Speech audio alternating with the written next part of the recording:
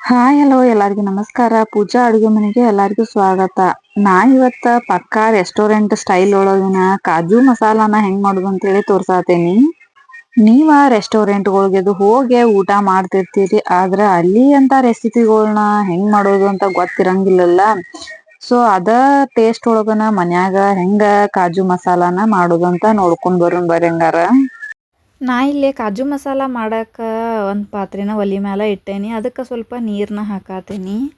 ನೀರು ಸ್ವಲ್ಪ ಕಾದ ನಂತರ ನಾ ಇಲ್ಲೇ ಒಂದು 4ರಿಂದ 5 ಈರುಳ್ಳಿಯನ್ನು ಕಟ್ ಮಾಡಿ ಇಟ್ಕೊಂಡೀನಿ. ಅದನ್ನು ಕೂಡ ಇಲ್ಲೇ ನೀರೊಳಗೆ ಹಾಕಾತೀನಿ. ನೆಕ್ಸ್ಟ್ ಈರುಳ್ಳಿ ಜೊತೆಗೆ ನಾ ಇಲ್ಲಿ 1 ಕಪ್ ಆಗುವಷ್ಟ ಕಾಜುನ ಕೂಡ ಈ ನೀರೊಳಗೆ ಹಾಕಾತೀನಿ.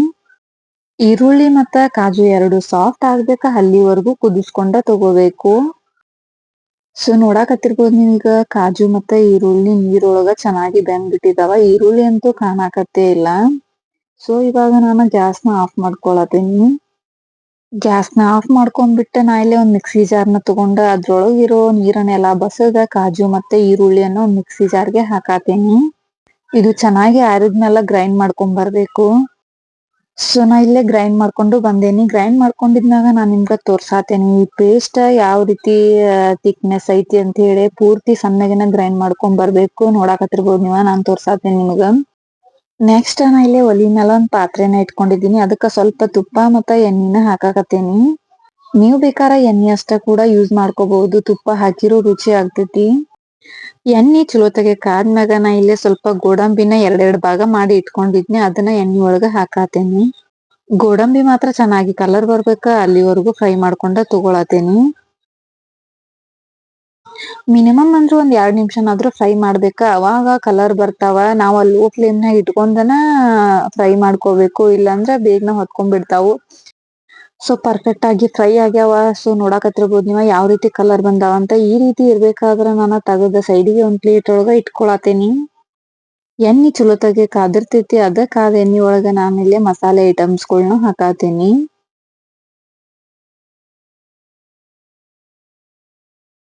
ಅದ್ರ ಜೋಡಿ ನಾ ಇಲ್ಲೇ ಒಂದು ಪಲಾವ್ ಎಲೆನೂ ಕೂಡ ಹಾಕಾತೀನಿ.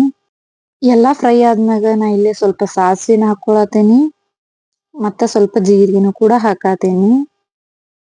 ನಾ ಇಲ್ಲೇ ಒಂದ್ 2 ಈರುಳ್ಳಿಯನ್ನ ಈ ರೀತಿ ಸಣ್ಣಗೆ ಕಟ್ ಮಾಡಿ ಇಟ್ಕೊಂಡಿದ್ನಿ. ಅದನ್ನು ಕೂಡ ಸೇರ್ಸಾತೇನಿ.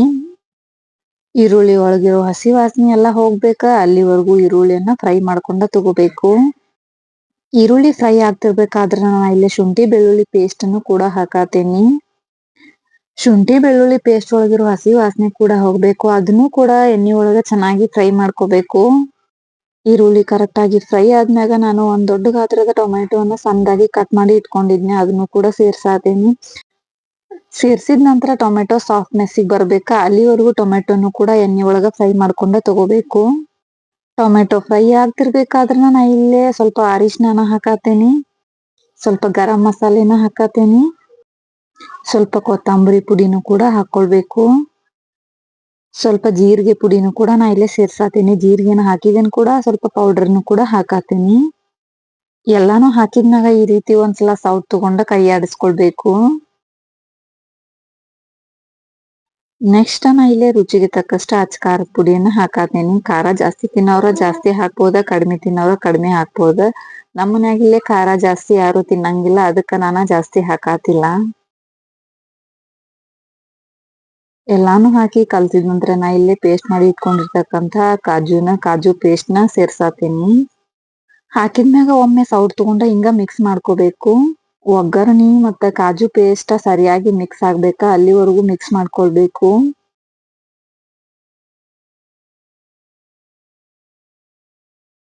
ನೀವಿಲ್ಲಿ ನೆಕ್ಸ್ಟ್ ನೋಡ್ಕೊಂಡ ನೀರ್ ಹಾಕ್ಬೇಕಾ. ನಿಮ್ಗ ಬೇಕಂದ್ರ ಜಾಸ್ತಿ ನೀರ್ ಹಾಕ್ಬೇಕಾ, ಇಲ್ಲಪ್ಪಾ ಅಂತಂದ್ರ ಸ್ವಲ್ಪನ ನೀರ್ ಹಾಕ್ಬೇಕಾ. ನಾ ಇಲ್ಲಿ ಅದ ಮಿಕ್ಸಿ ಜಾರ್ಗಿನ ಸ್ವಲ್ಪ ನೀರ್ ಹಾಕ್ಬಿಟ್ಟ ಸೇರ್ಸಾಕತ್ತೇನಿ.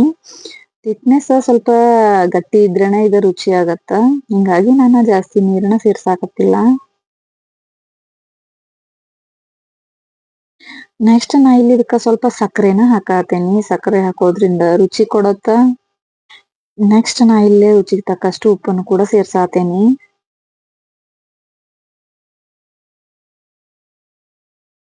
ಒಂದ್ 10ರಿಂದ 15 ನಿಮಿಷ ಚೆನ್ನಾಗಿ ಕುದಿಸ್ಕೊಂಡ ತಗೋಬೇಕು. ಅಂದ್ರೆ ರುಚಿ ಆಗ್ತೈತಿ ಕಾಜು ಮಸಾಲ.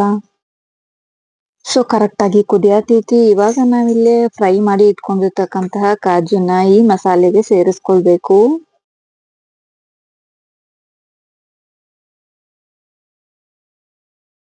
ಸೇರಿಸ್ಕೊಂಡ್ಮ್ಯಾಗ ನಾ ಇಲ್ಲಿ ಸ್ವಲ್ಪ ಕಸ್ತೂರಿ ಮೇಥಿಯನ್ನ ಫ್ರೈ ಮಾಡ್ಬಿಟ್ಟ ಹಾಕಿರ ಮುಗಿತು. ಕಾಜು ಮಸಾಲ ಅಂತೂ ಪರ್ಫೆಕ್ಟ್ ಆಗಿ ರೆಡಿ ಆಯ್ತ. ನಿಮ್ಗ ರೆಸ್ಟೋರೆಂಟ್ ಒಳಗ ಯಾವ ಟೇಸ್ಟ್ ಒಳಗ ಇರ್ತೈತಿ, ಇದಂತೂ ಪಕ್ಕ ಅದ ಟೇಸ್ಟ್ ಒಳಗ ಆಗ್ತೈತಿ. ಸೊ ಮನ್ಯಾಗ ಎಲ್ಲಾರ್ನು ಕರ್ಕೊಂಡ ಹೋಟೆಲಿಗೆ ಹೋಗಾಕ ಆಗ್ತಿರೋಂಗಿಲ್ಲ. ಅದ್ರಾಗೂ ಹಳ್ಳಿ ಒಳಗಂತೂ ವಯಸ್ಸಾದವ್ರದು ಇರ್ತಾರ. ಹಳ್ಳಿ ಒಳಗಿಂದ ಸಿಟಿಗೆ ಹೋಗಿ ಊಟ ಮಾಡೋದಂತ ಅಂದ್ರ ಆಗಂಗಿಲ್ಲ. ಅದ್ರ ಪರವಾಗಿ ನಾ ಇಲ್ಲೇ ತೋರ್ಸಾಕತ್ತಿರೋದನ್ನ ನಿಮ್ಮ ಮನ್ಯಾಗ ಮಾಡ್ಕೊಂಡ ಹೋಟೆಲ್ ಶೈಲಿ ಒಳಗನ ತಿನ್ನಬಹುದು. ಈ ರೆಸಿಪಿ ನಿಮ್ಗೆ ಏನ್ರ ಇಷ್ಟ ಆಗಿದ್ರ ನಿಮ್ ಮನ್ಯಾಗ ಒಂದ್ಸತ ಟ್ರೈ ಮಾಡ್ರಿ, ಹೆಂಗ್ ಆಗೈತ್ ಅಂತ ಹೇಳಿ ನಂಗೂ ಕಮೆಂಟ್ ಮಾಡ್ರಿ. ಅದ್ರ ಜೊತೆ ಶೇರ್ ಮತ್ತ ಲೈಕ್ ಕೊಡ್ರಿ. ಈ ನನ್ ವಿಡಿಯೋ ನಿಮ್ಗೆ ಏನ್ರ ಇಷ್ಟ ಆಗಿದ್ರೆ ಇದೇ ರೀತಿ ಹೊಸ ಹೊಸ ರೆಸಿಪಿಗಳನ್ನ, ರೆಸ್ಟೋರೆಂಟ್ ಸ್ಟೈಲ್ ರೆಸಿಪಿಗಳನ್ನ ನೋಡ್ಬೇಕಂತಂದ್ರೆ ನನ್ನ ಚಾನಲ್ ಅನ್ನ ಸಬ್ಸ್ಕ್ರೈಬ್ ಮಾಡ್ಕೋರಿ. ಪಕ್ಕದಲ್ಲಿ ಇರುವ ಬೆಲ್ ಐಕಾನ್ ಅನ್ನ ಕ್ಲಿಕ್ ಮಾಡಿ. ನಾನ್ ಹಾಕೋ ಪ್ರತಿ ಹೊಸ ವಿಡಿಯೋದ ನೋಟಿಫಿಕೇಶನ್ ನಿಮ್ಗ ಮೊದಲು ಬರ್ತೈತಿ. ಧನ್ಯವಾದಗಳು.